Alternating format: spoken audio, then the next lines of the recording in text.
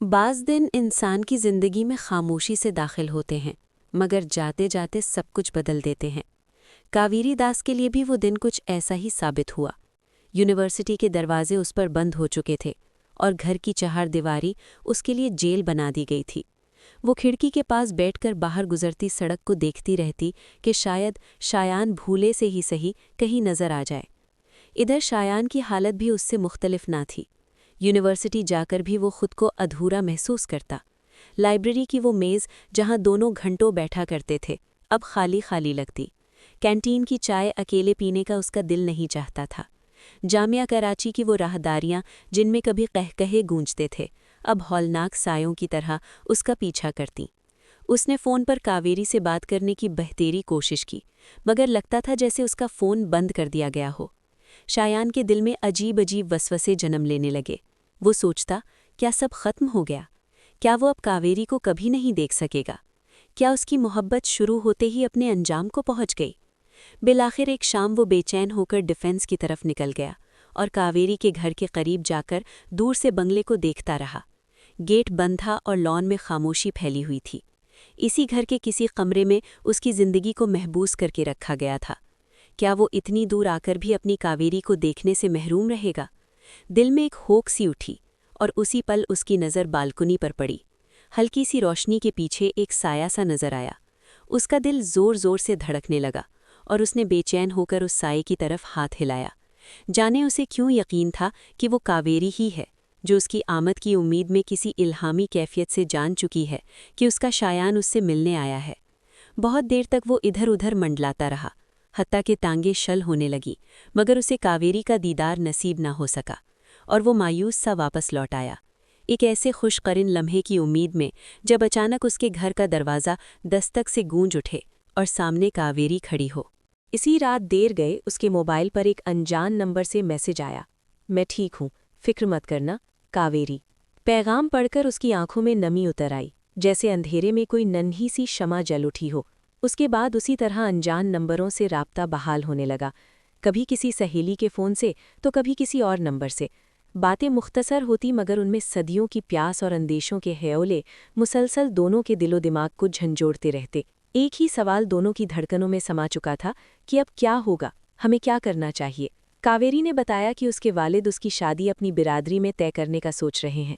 ये सुनकर शायान पर जैसे बिजली गिर पड़ी। मैं तुम्हारे बगैर नहीं रह सकती शायान। उसकी आवाज़ में टूटते ख्वाबों जैसी कसक थी। और मैं तुम्हें किसी और का होते नहीं देख सकता। एक दिन शायान ने हिम्मत करके अपने करीबी दोस्त अहमर को सारी बात बता दी।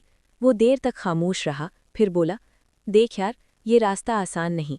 तुम दोनों के खानदान कभी राजी नहीं होंगे। तो क्या करूं मैं, उसे छोड़ दूं? अहमर जानता था कि इस सवाल का जो जवाब उसके पास है, उसके लिए शायान का दिल कभी राजी ना होगा।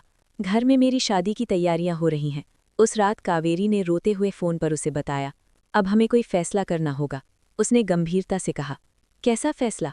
कावेरी की डरी हुई आवाज़ उसकी समात से टकराई। हम भाग चलते हैं कहीं दूर, जहां हमें कोई तलाश न कर सके। किस मुश्किल से उसने एक ऐसी बात कही जिसके वो खुद बेहद खिलाफ था। ये ख्याल कई बार उसके दिलो दिमाग में सर उठाता रहा था, मगर वो हर बार इसे कुचलकर किसी ज्यादा बाइज्जत और बेहतर रास्ते की खोज में रहा, मगर उसे कोई हल नजर नहीं आया। उसे मालूम था कि उसके घर वाले भी एक गैर मजहब लड़की से रिश्ता करने पर कभी नहीं मानेंगे, वगरना वो कम से कम एक बार कायदे से रिश्ता मांगकर जरूर देखता। एक रात खाने के बाद जब घर का माहौल निस्बतन पुरसुकून था, उसने हिम्मत करके कहा, अब्बू, अम्मी, मुझे आप दोनों से एक जरूरी बात करनी है। माँ ने चौंक कर उसकी तरफ देखा। खैर तो है बेटा? शायान का सारा जिस्म पसीने से भीगने लगा। मैं मैं किसी को पसंद करता हूँ। कमरे में एक लम्हे के लिए खामोशी छा गई। वालिद ने ऐनक दुरुस्त करते हुए पूछा, कौन है वो लड़की? वो मेरी क्लास फेलो है। नाम क्या है? कहाँ रहती है? कौन लोग हैं? ठीक से पूरी बात बताओ। अब्बू ने इसे इस मकाम पर ला खड़ा किया जहां सच बोले बगैर चारा न था। लड़की का नाम कावेरी दास है। नाम सुनते ही माँ की चेहरे का रंग बदल गया। ये कैसा नाम है?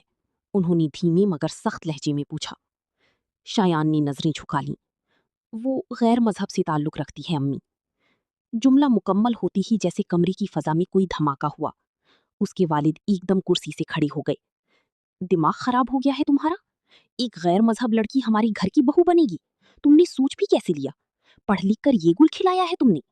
लानत है ऐसी औलाद पर जो अपने माँ बाप और खानदान की रुसवाई का सबब बन जाए।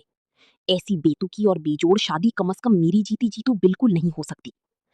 उन्होंने एक ही सांस में इतना कुछ कह दिया कि अब मजीद कुछ कहने की गुंजाइश ही ना रही थी। बेटा, ये नामुमकिन है। हमारा खानदान और हमारी बिरादरी कभी इस रिश्ते को कबूल नहीं करेगी। माँ ने उसे नरमी से समझाना चाहा। मगर मैं उससे मोहब्बत करता हूँ अम्मी। उसकी आवाज दुख के बोझ से रुंध गई। जवानी में मोहब्बत नामी बकवास सब करते हैं। वक्त गुजर जाने पर एक मज़ाक़ख़ीज़ याद से ज्यादा इसकी कोई अहमियत नहीं रह जाती। ये बचपना अपने दिमाग से निकाल दो। आज के बाद उस लड़की से कोई राब्ता नहीं करोगी तुम, समझ गए? वरना मुझसे बुरा कोई नहीं होगा। मैं तुम्हें ऐसी नादानी नहीं करने दूंगा।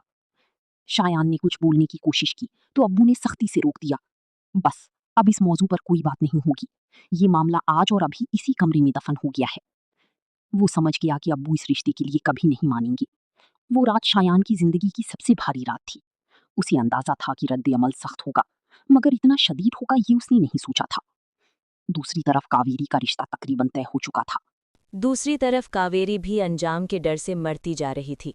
उसे यकीन नहीं था कि वो शायान के साथ सुकून से रह सकेगी। ताहम उसने निकलने का मुसम्मम इरादा कर लिया था। उसने माँ बाप को यकीन दिलाया कि अब उसके दिल में कोई मोहब्बत नहीं, बस उसे पढ़ने दिया जाए। उसने बाप से वादा किया कि वो कोई ऐसा कदम नहीं उठाएगी जिससे उनकी इज्जत पर हर्फ आए।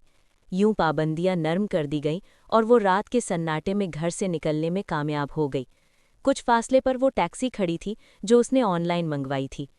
कुछ ही देर में वो फ्रेयर हॉल पहुंच गई। उसे यकीन था कि शायान पहले ही पहुंच चुका होगा।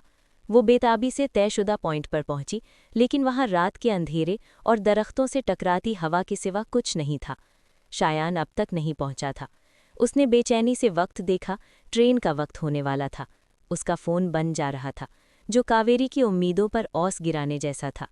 वो खुद को तसल्लियां देती रही, भगवान से प्रार्थना करती रही, मगर वक्त गुजरता गया और वो नहीं आया।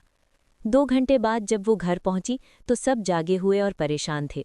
उनके चेहरों से शिकस्त का शदीद एहसास झलक रहा था। उन्होंने समझ लिया था कि उनकी बेटी इज्जत नीलाम करके जा चुकी है। कावेरी, कहाँ थीं तुम? उसके माँ बाप पुकार उठे। उसने बैग कंधे से उतारकर जमीन पर पटक दिया। उसका भाई उसे मारने के लिए आगे बढ़ा और चिल्लाया, बताती क्यों नहीं बेहया? कहाँ गई थी? बोल, वरना मैं तेरा गला दबा दूंगा। जहां भी गई थी मगर वापस आ गई हूं। इज्जत बच गई है आपकी। ये कहकर वो मरे हुए कदमों से कमरे की तरफ चली गई। माँ ने बाप और भाई को हौसला रखने की तलकीन की। कमरे में जाकर वो सिसक उठी। उसे शक नहीं था कि शायान धोखा दे सकता है, मगर उसने ऐसा क्यों किया? ठीक कहती है अम्मा, मुसलमान लड़के धोखेबाज होते हैं, उसने सोचा। वो इस हकीकत को कभी ना जान सकी कि शायान तो उसके आने से 1 घंटे पहले ही वहां पहुंच चुका था।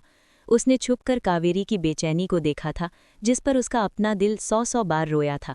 आंसुओं का एक सैलाब था जिस पर उसने बंद बांधा और अपने पैरों को ऐसी भारी जंजीरें पहनाई जिनका बोझ सिर्फ वही जानता था। दिल ने कितना ही कहा कि तेरी मोहब्बत सामने खड़ी है, हाथ बढ़ाकर उसे थाम और भाग जा, मगर उसने दिल को मुट्ठी में भींच लिया। वो कावेरी को तड़पता देखता रहा और आंसू बहाता रहा, फिर अपने वजूद की लाश घसीटकर घर तक ले आया। दरवाज़ा उसकी बहन ने खोला। शायान ने तड़प कर उसे सीने से लगा लिया। इकरा हैरान रह गई और भाई को रोता देखकर खुद भी ज़ारो कतार रोने लगी।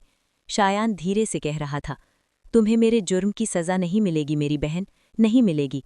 उस रात दुनिया में किसी को कोई फ़र्क नहीं पड़ा कि कैसे एक सच्ची मोहब्बत धोखे की तोहमत सहकर फना हो गई।